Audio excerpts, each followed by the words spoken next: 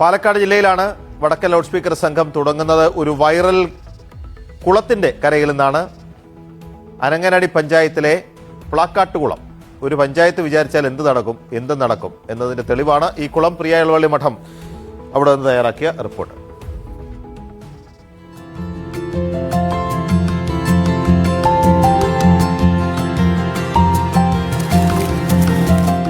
ആനങ്ങന്മലയുടെ താഴ്വാരത്താണ് ഈ പ്ലാക്കാട്ടുകുളം ഉള്ളത്. ആനങ്ങനടി പഞ്ചായത്തിന്റെ ഒരു ഹൃദയം എന്ന് പറയുന്നത് തന്നെ ഈ കുളമാണ്. 1 ഏക്കറിൽ വ്യാപിച്ചു കിടക്കുന്ന കുളം കാലങ്ങളായി ചെളിയും പായലും ഒക്കെയായി ഉപയോഗശൂന്യമായി കിടക്കുകയായിരുന്നു. പിന്നീട് പഞ്ചായത്തും MLA ഒക്കെ മുൻകൈയെടുത്തു, കുളം നവീകരിച്ചു. 1 കോടി രൂപ ചെലവാക്കിയാണ് ഇപ്പോൾ ഈ കുളം നവീകരിച്ചിരിക്കുന്നത്. ഇപ്പോൾ ഈ കുളത്തിന്റെ പ്രത്യേകത എന്ന് പറഞ്ഞാൽ സാധാരണ പലപ്പോഴും കുട്ടികളൊക്കെ നീന്തലറിയാതെ മുങ്ങി മരിക്കുന്നതൊക്കെ പതിവാണ്. നാട്ടിലെ എല്ലാ കുട്ടികളെയും നീന്തൽ പഠിപ്പിക്കാൻ പഞ്ചായത്ത് തന്നെ മുൻകൈയെടുത്തു. മാത്രമല്ല ചുറ്റും കൃഷിയാണ്. ആവശ്യത്തിന് ഇവിടെ നിന്ന് വെള്ളം കൊണ്ടുപോകാനുള്ള ഒരു സംവിധാനവുമുണ്ട്. സമൂഹ മാധ്യമങ്ങളിലൊക്കെ ഇത് വലിയ തരത്തിൽ പ്രചരിച്ചു. അതോടുകൂടി ഈ പ്രദേശവാസികൾ മാത്രമല്ല, ചുറ്റുമുള്ളവരൊക്കെ നിരവധി ആളുകളാണ് ദിനം പ്രതി ഇവിടെ എത്തുന്നത്. കുളം കാണുന്നു, നീന്തുന്നു, കുളിക്കുന്നു. അങ്ങനെയാണ് ഇവിടുത്തെ ഒരു അവസ്ഥ. നിരവധി ആളുകളാണ് കുറച്ച് കഴിയുമ്പോഴേക്കും ഇവിടെ എത്തിക്കൊണ്ടിരിക്കുക.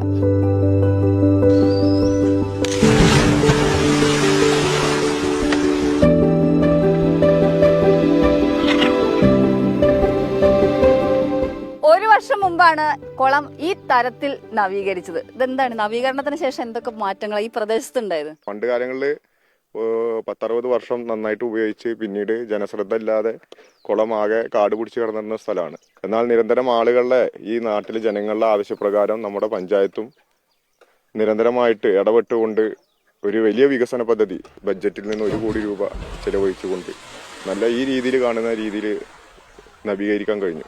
100 കണക്കിന് ജനങ്ങൾക്ക് ആശ്രയിക്കാൻ പറ്റുന്ന രീതിയിലേക്ക് ഈ കുളം നവീകരിക്കപ്പെട്ടു. ഒപ്പം തന്നെ ഈ അനങ്ങമലയിൽ നിന്ന് വരുന്ന ജലം സ്റ്റോർ ചെയ്യാനും അത് ജനങ്ങൾക്ക് വേണ്ട രീതിയിൽ ഉപയോഗിക്കാനും കഴിയുന്ന ഒരു അവസ്ഥയിലെത്തിയിട്ടുണ്ട്.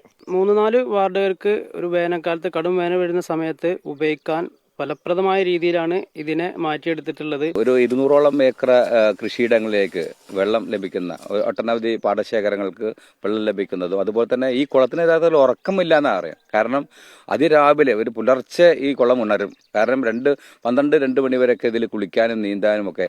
പ്രത്യേകിച്ച് ഇതിലിപ്പോൾ നീന്തൽക്കുളം കൂടി സെറ്റ് ചെയ്തിരിക്കുന്നത് 2 തട്ടുകളായിട്ടാണ്. 15 മീറ്റർ നീളവും 15 മീറ്റർ വീതിയിലും 2 സ്റ്റേജുകളായിട്ടാണ് ഈ കുളം സെറ്റ് ചെയ്തിട്ടുള്ളത്. വൈകുന്നേരമൊക്കെയാണോ കൂടുതൽ ആൾക്കാരൊക്കെ വൈബായിട്ട് വരിക? വൈകുന്നേരം കൂടുതൽ പിള്ളേരും അതായത് ഈ ജോലി കഴിഞ്ഞ് എത്തുന്ന വീട്ടമ്മമാരൊക്കെയാണ് ഏറ്റവും കൂടുതൽ വൈകുന്നേരം ആശ്രയിക്കാറ്. പിന്നെ ഈ സൺഡേ ഉള്ള അവധി ദിവസങ്ങളിൽ ഈ പ്രദേശത്ത് നിന്ന് മാത്രമല്ല, പഞ്ചായത്ത് മാത്രമല്ല, സകല ഭാഗങ്ങളിൽ നിന്നും ജില്ലകൾ മാറിയിട്ട് വരെ ആളുകൾ വന്നിട്ട് എവിടെയാണ് തുടക്കത്തിലൊക്കെ പ്ലാക്കാട്ടുകുളം എവിടെയാണെന്ന് ചോദിച്ചിട്ട് വരുന്ന സ്ഥിതി ഉണ്ടായി. ഇവിടെ ഒന്നും വണ്ടികൾ പാർക്ക് ചെയ്യാൻ പറ്റാത്ത അത്ര അവസ്ഥയിലായിരുന്നു. നാട്ടിൻപുറത്ത് കുളത്തിൽ വിളിക്കാൻ പറഞ്ഞ സന്തോഷമല്ലേ? സന്തോഷമാണ്.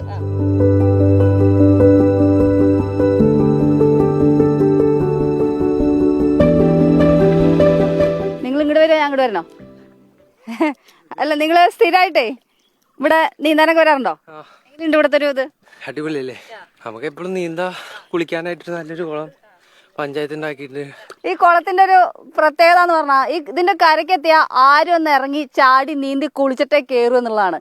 അത് തന്നെയാണ് പല സ്ഥലത്തു നിന്നും ആളുകൾ ഇങ്ങോട്ട് എത്താനും കാരണം.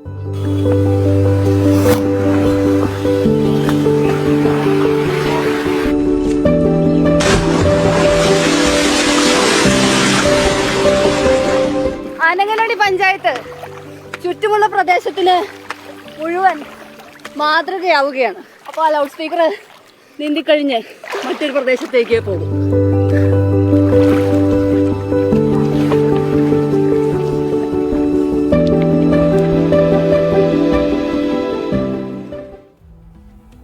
ഞാൻ മനസ്സിൽ കരുതിയതേ ഉള്ളൂ, പ്രിയ മിക്കവാറും കുളത്തിൽ ചാടാൻ സാധ്യതയുണ്ടല്ലോ എന്ന്. ഒന്ന് നീന്തി തുടിക്കുന്നതിനോളം വലിയ ഒരു ആശ്വാസം വേറെ എന്താണെന്ന് ചോദിച്ചു കഴിഞ്ഞാൽ ഒന്നുമില്ല. പ്രത്യേകിച്ച് പകലന്തിയോളം യാത്ര ചെയ്യുകയും കഷ്ടപ്പെടുകയും ഒക്കെ ചെയ്യുന്ന സമയത്ത് ഒരു പഞ്ചായത്ത് വിചാരിച്ചാൽ എന്ത് നടക്കുമെന്ന ചോദ്യത്തിന് എന്തും നടക്കും എന്നതാണ് ഉത്തരം.